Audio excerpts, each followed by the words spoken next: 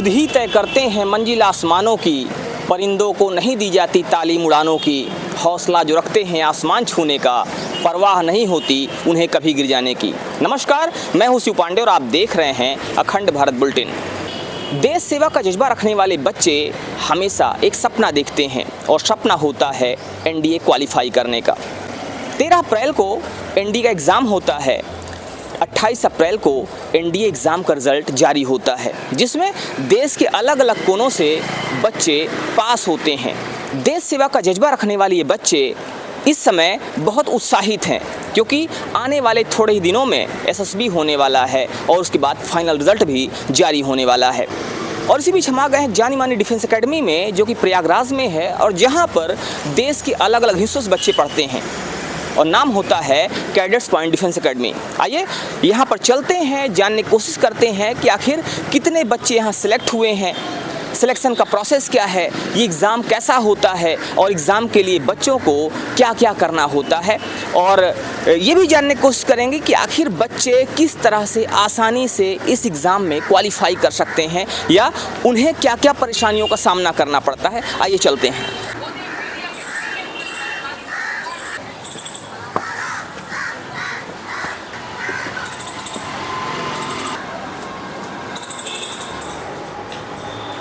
Sir, अंदर आ सकता हूँ?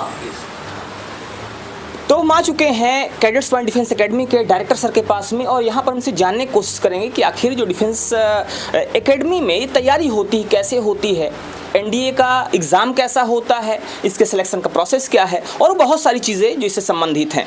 सर, अभी हाल ही में एनडीए एग्ज़ाम हुआ है और एग्ज़ाम का रिज़ल्ट भी आ गया है। बहुत सारे बच्चे देश के अलग अलग हिस्सों से सेलेक्ट भी हुए हैं। अगर हम बात करें इस एकेडमी की, चूँकि एकेडमी काफ़ी समय से काम कर रही है और देश के बहुत सारे बच्चे ऐसे हैं जो यहाँ से तैयारी करते हैं और अपने सपनों को पूरा करने के लिए लगातार प्रयास कर रहे होते हैं, तो कितने बच्चे भी यहाँ सेलेक्ट हुए हैं इस रिज़ल्ट में, कितने बच्चों का नाम आता है? बहुत बहुत धन्यवाद सर कि आप आए हमारे पास और बच्चों के बारे में आपने जानकारी ले रहे हैं। देखिए, एक माँ बाप का एक सपना होता है कि उसका बच्चा अधिकारी बने और इस सपने को पूरा करने के लिए वो एक बेहतर इंस्टीट्यूट की तलाश करता है।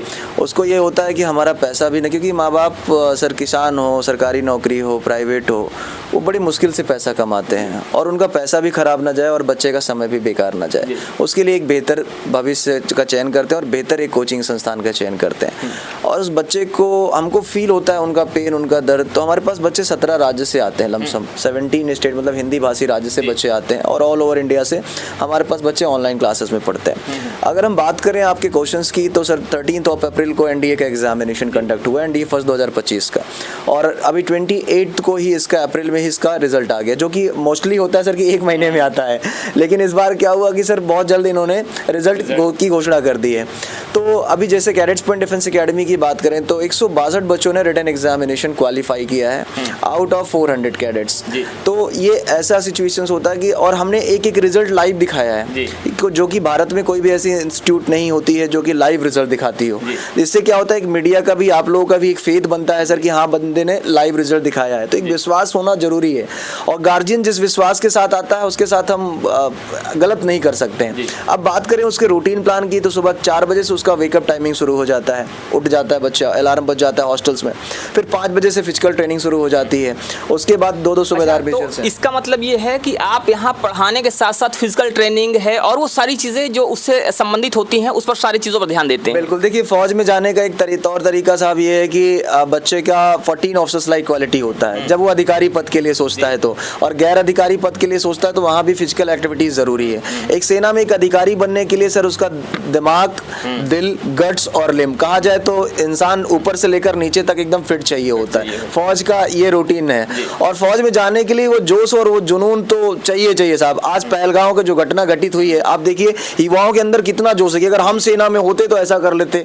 तो मैं तो, हमारी सेना तो आपको ऑप्शन दे रही जाने के लिए और उसी हिसाब से हम बच्चे को प्रॉपर रूटीन प्लान देते हैं कि सुबह सुबह बच्चे को फिजिकल करना है, उसके बाद बच्चे को क्या करना है साहब, रिटन की क्लासेस होनी है, फिर उसके बाद स्पोर्ट्स की क्लासेस होती है, पिस्टल शूटिंग, राइफल शूटिंग भी सिखाते हैं साहब बच्चे को।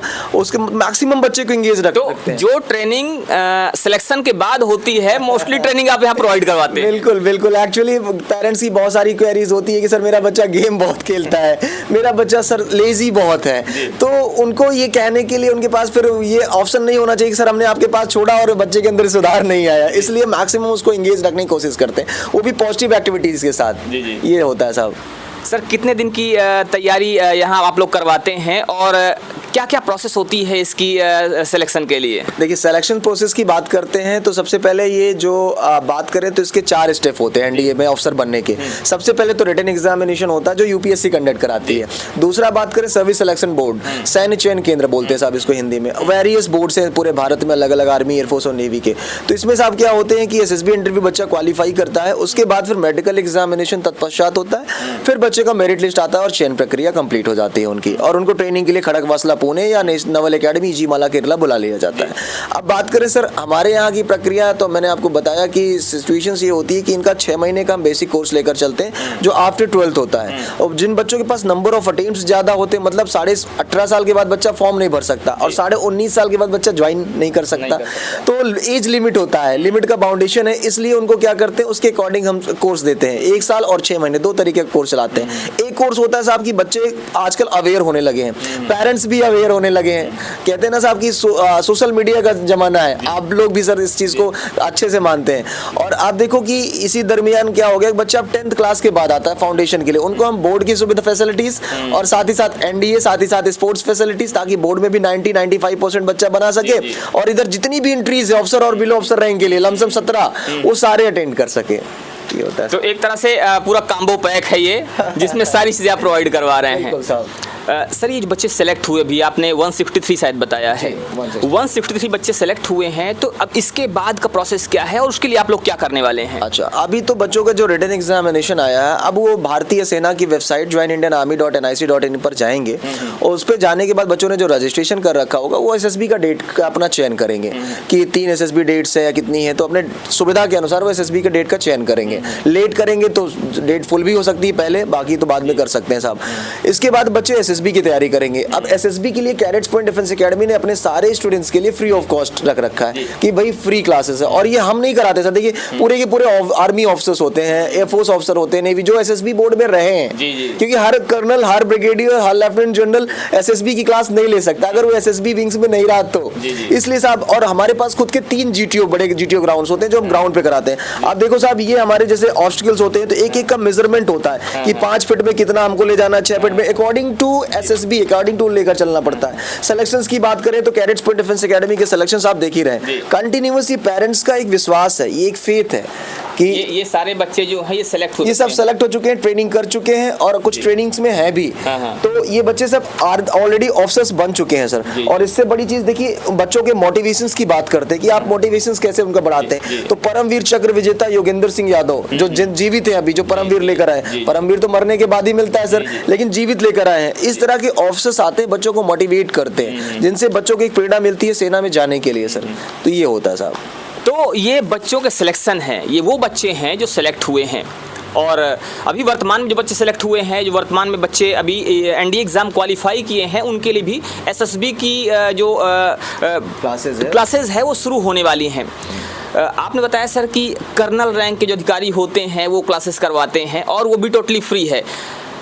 कुछ ऐसे बच्चे भी होंगे आपके यहाँ जो पढ़ रहे होंगे शुरू से ही और गरीब बैकग्राउंड से होंगे, क्या उनके लिए भी ऐसी कोई सुविधा है आपके संस्थान में कि गरीब बच्चा अगर आता है तो वो भी पढ़ाई कर सके?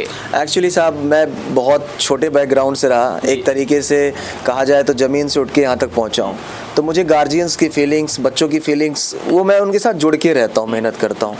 अब रही बात साहब आपका कि गरीब बच्चे, तो गरीब बहुत बच्चे ऐसे आते हैं साहब जिनके पास पैसे नहीं होते, जिनके माँ बाप अपना गहने बेच के एडमिशन्स कराते हैं। और जैसे आप अभी नीचे बैठे थे, बिजनौर से लोग आए थे, एडमिशन कराए थे। किसान का बच्चा है सर, बोलता है खेती कट जाएगी साहब तब पैसा देंगे, कुछ पैसा आप ले लो। 1 लाख 1.5 लाख की फीस को साहब 20,000 30,000 40,000 में उनकी सुननी पड़ती है साहब, क्योंकि हर चीज़ पैसा नहीं होता, ये बिजनेस नहीं है साहब, एजुकेशन है, ठीक है। और मुझे उनके साथ खड़े रहना पड़ता है, एक इंसानियत के नाते, एक अच्छे इंसान के नाते। और उनका जो विश्वास में जीतता हूँ, उनका जब बच्चा यूनिफॉर्म में आता है ना साहब, साहब, तो वो पैर नहीं छोड़ते हैं गार्जियंस। वो जो आशीर्वाद उनका मिलता है, वो जो ब्लेसिंग्स मिलती है ना साहब, वो मुझे मोटिवेट करती है। तो आज ऐसे कई सारे बच्चे होंगे, आप उनसे मिलिएगा जिनके पिताजी पंचर की दुकान है, जिनके पिता ही नहीं है, माँ बाप ही नहीं है, फ्री में पढ़ रहे हैं सर, ऐसे भी बच्चे हैं। और मैं जितना कमाता हूँ सर, उसका 20% हर साल मैं डोनेट भी करता हूँ सर, वो भी उनको जिन्होंने अपने पतियों को, अपने बेटों को इस देश के लिए खोया है साहब। तो एक बात कही जाती है कि जाके पैर न फटी बेवाई, सो का जाने पीर पर आई। मतलब दूसरों का दर्द वही समझ सकता है जिसने दर्द झेला हो। और ये जो डायरेक्टर सर हैं, इनका कहना ये है कि हमने उस पीड़ा को देखा है, महसूस किया है, झेला है, और इसीलिए हम उन गरीब लोगों की भी भावनाओं को समझते हैं जिन्होंने परेशानी को महसूस किया है, जो परेशानी से गुजर रहे होते हैं। और इसीलिए जो भी गरीब बच्चे आते हैं, हमें उनकी भी सुनना पड़ता है, चाहे वो गरीब बच्चा अपनी फैमिली बैकग्राउंड की वजह से हो, या जिसके पिता नहीं हैं, जिसकी माता नहीं है, या जिसकी कोई अन्य समस्याएं हैं।